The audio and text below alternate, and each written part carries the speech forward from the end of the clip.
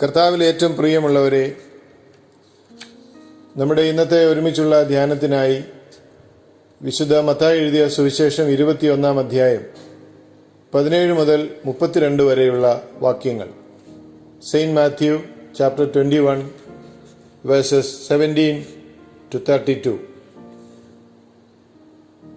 Nothing but leaves, ഇലകൾ മാത്രം എന്നുള്ളതാണ് ഇന്നത്തെ ധ്യാനത്തിൻ്റെ തലക്കെട്ട്. വിശുദ്ധ മത്തായി എഴുതിയ സുവിശേഷം 21 അധ്യായം മുതലുള്ള അധ്യായങ്ങളിൽ നമ്മുടെ വാഴ്ത്തപ്പെട്ട കർത്താവിൻ്റെ പരസ്യ ശുശ്രൂഷയുടെ അവസാന നാളുകളെക്കുറിച്ചുള്ള വിവരണങ്ങളാണ് നൽകിയിട്ടുള്ളത്. ഇവിടെ നമ്മൾ കാണുന്നു, Jesus gives A lesson on reality. The scripture says it was in the morning. In verse 18, as he went into the city, he was hungry. He is on his way to Jerusalem. He saw a fig tree in the way. On that fig tree, he saw leaves. Before he got there, he could see the leaves, and he had a right to expect that there would be fruit on the fig tree. In that particular part of the world, the fruit would often come when the leaves came on the tree. Sometimes even the fruit would appear before the leaves would appear. So there is a fig tree that is advertising itself. It is making an outward show of fruit. It is pretending something that it does not possess. യേശു കർത്താവിന് തൻ്റെ യാത്രയിൽ വിശപ്പ് അനുഭവപ്പെടുന്നു. അപ്പോൾ അവൻ ദൂരവേ നിന്ന് ഒരു അത്തിവൃക്ഷം കാണുന്നു, നിറയെ ഇലകളുള്ള ഒരു അത്തിവൃക്ഷം. ആ പ്രത്യേക സാഹചര്യത്തിൽ വളരുന്ന അത്തിവൃക്ഷത്തെ സംബന്ധിച്ചിടത്തോളം ഇലയുണ്ടെങ്കിൽ കായുണ്ട്, കായുണ്ടെങ്കിൽ ഇലയുണ്ട്. ധാരാളം ഇലകൾ സൂചിപ്പിക്കുന്നത് സമൃദ്ധമായ ഫലത്തെയാണ്. അതുകൊണ്ടാണ് കർത്താവ് വേഗത്തിൽ ഫലം തേടി ഈ അത്തിയുടെ അടുക്കിലേക്ക് എത്തുന്നത്. എന്നാൽ നാം വായിക്കുന്നു, അവിടെ ചെന്നപ്പോൾ കർത്താവിന് നിരാശപ്പെടേണ്ടതായിട്ട് വന്നു. We read in the Bible, so Jesus comes to the fig tree, and the Bible says that when Jesus gets there, he doesn't find any fruit.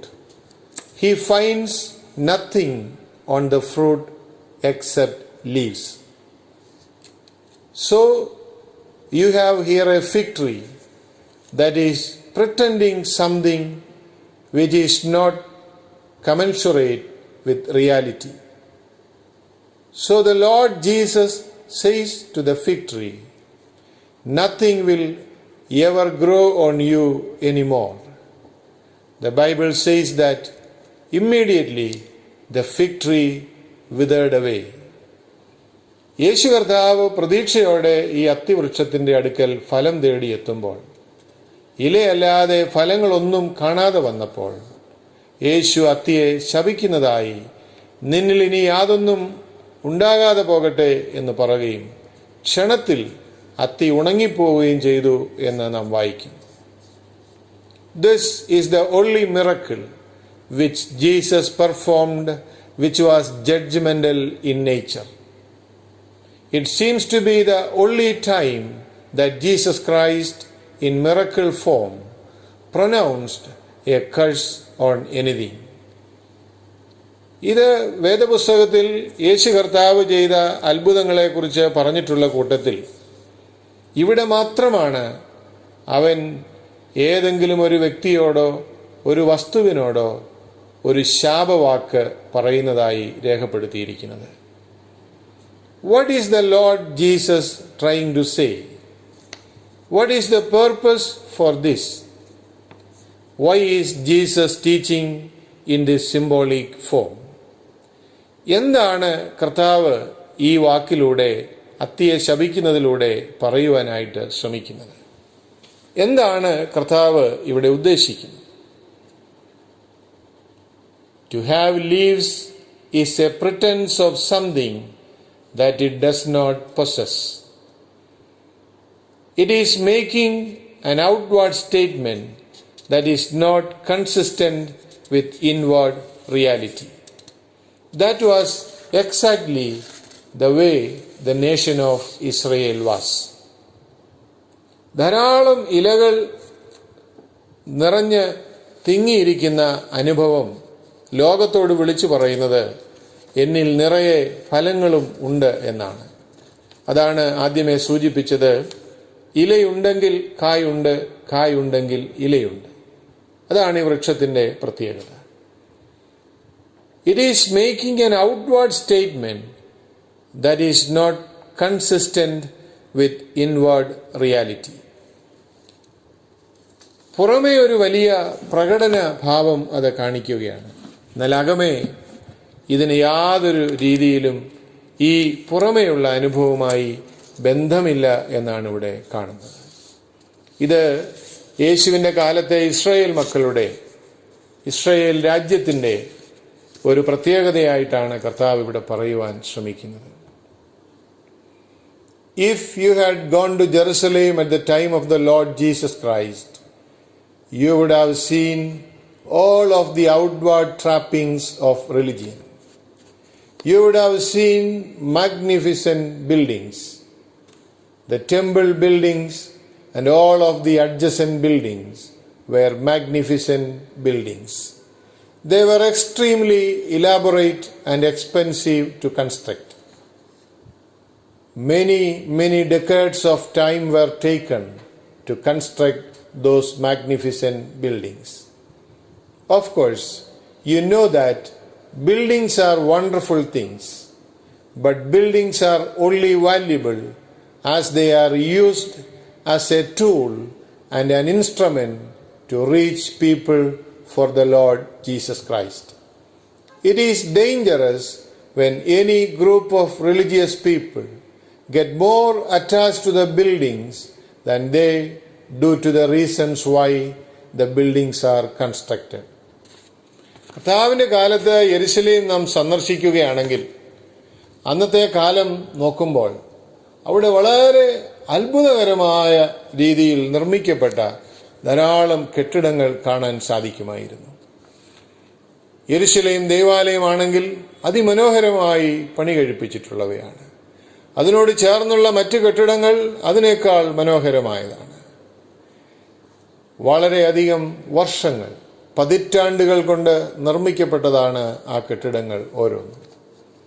എന്നാൽ കർത്താവ് പറയുന്നത് buildings are only valuable as they are used as a tool and an instrument to reach people for the Lord Jesus Christ. യേശു കർത്താവിന് വേണ്ടി ആളുകളെ ആദായപ്പെടുത്തുന്നതിന് ഉപകരിക്കുന്നില്ലെങ്കിൽ എത്ര മഹത്തരമായ കെട്ടിടങ്ങൾ കൊണ്ടും യാതൊരു പ്രയോജനവുമില്ല എന്നാണ് കർത്താവ് ഇവിടെ പറയുന്നത്. നമ്മുടെ പുറമേയുള്ള പ്രകടനങ്ങൾ എത്ര ഗംഭീരമാണെങ്കിലും നമ്മുടെ അകമേയുള്ള യാഥാർത്ഥ്യമാണ് ദൈവം വിലമതിക്കുന്നത് എന്നാണ് ഈ ഉപമയിലൂടെ കർത്താവ് ഇവിടെ പറയുന്നത്.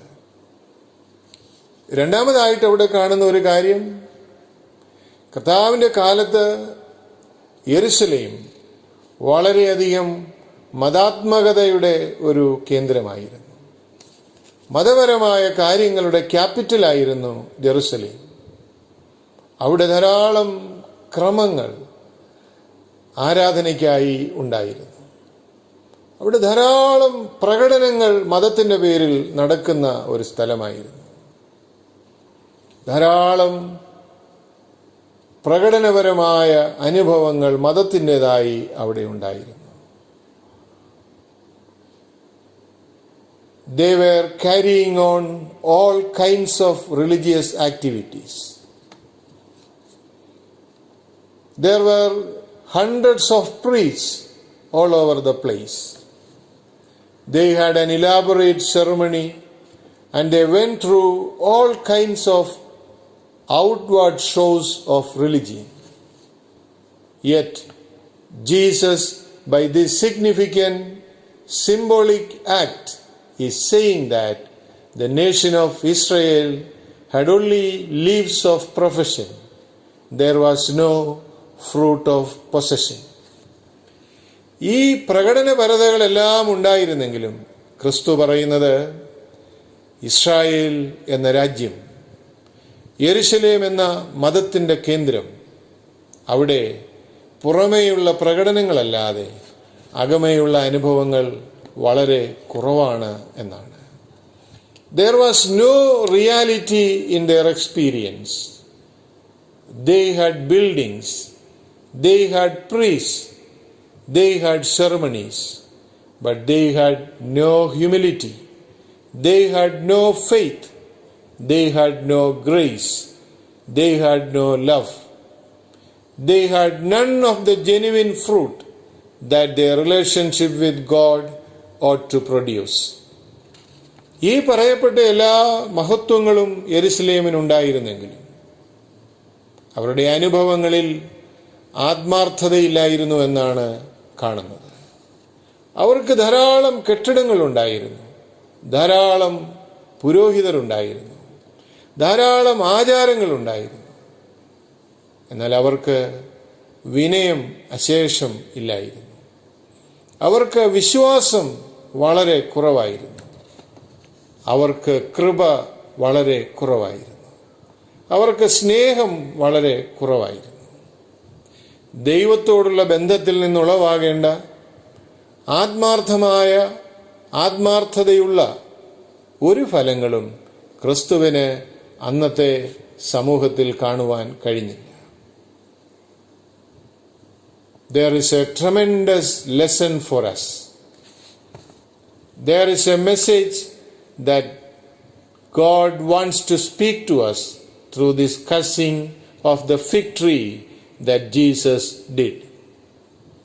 What Jesus is trying to say to us is that mere profession is not enough.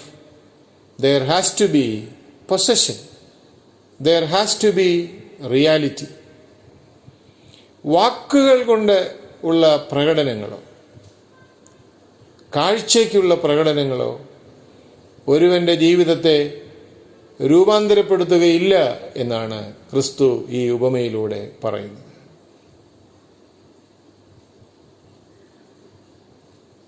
There are many people who go through the motions of religion and they have all of the leaves of outward profession. But the reality of the matter is not in their hearts. If you have never truly been born again, if your life has never really been changed, if it is not consistent with what you really are in your heart, it is mere profession. It is nothing but leaves. You can come to church on Sunday. You can offer a big amount. But if you are saved, it is nothing but leaves. You can loudly proclaim your religious attachments. You can proudly claim your religious traditions. But if it is not true to your faith in Jesus, it is nothing but leaves. You can put a sign on your car. You can put a sign on the top of your door. But if it is not true to the reality of your life, it is nothing but leaves. പ്രിയപ്പെട്ടവരെ, നമുക്കും വിശ്വാസത്തിൻ്റെ ഒരുപാട് പ്രകടനങ്ങൾ കാണിക്കുവാൻ സാധിക്കും. മുടങ്ങാതെ ആരാധനയിൽ സംബന്ധിക്കുന്നവരാണ്, ഏറ്റവും കൂടുതൽ സംഭാവനകൾ നൽകുന്നവരാണ്, എല്ലാ പ്രാർത്ഥനാ കൂട്ടങ്ങൾക്കും വരുന്നവരാണ്. എൻ്റെ വിശ്വാസ പാരമ്പര്യം വളരെ വിലപ്പെട്ടതാണ്. ഇതൊക്കെ നമുക്ക് വിളിച്ചു പറയുന്നതിനായിട്ട് സാധിക്കും. എന്നാൽ നമ്മുടെ ഈ പ്രഖ്യാപനങ്ങളൊക്കെ നമ്മുടെ ഹൃദയത്തിൻ്റെ അടിത്തട്ടിൽ നിന്നും വരുന്നവയല്ലെങ്കിൽ യാതൊരു പ്രയോജനവുമില്ല. അത് വെറും ഇലകൾ മാത്രമാണ്, ഫലമല്ല എന്നാണ് കർത്താവ് നമ്മെ ഓർമ്മിപ്പിക്കുന്നത്. നമ്മുടെ കാറിൽ നമുക്ക് വിശ്വാസത്തിൻ്റെ അടയാളങ്ങൾ പതിക്കുവാൻ സാധിക്കും. നമ്മുടെ വീട്ടിൽ നമുക്ക് വിശ്വാസത്തിൻ്റെ അടയാളങ്ങൾ പതിക്കുവാൻ സാധിക്കും. നമ്മുടെ കഴുത്തിൽ നമുക്ക് വിശ്വാസത്തിൻ്റെ അടയാളങ്ങൾ അണിയുവാൻ സാധിക്കും. എന്നാൽ ഈ അടയാളങ്ങൾ നമ്മുടെ ഹൃദയത്തിലെ അടയാളങ്ങളായി തീരുന്നില്ലെങ്കിൽ അതുകൊണ്ട് യാതൊരു പ്രയോജനവുമില്ല. അത് വെറും ഇലകൾ മാത്രമാണ്, ഫലങ്ങളല്ല എന്നാണ് കർത്താവ് ഓർമ്മിപ്പിക്കുന്നത്. The Lord Jesus said in Matthew chapter 7, "By their fruits you will know them." It is always the test of fruit. By their fruits you shall know them.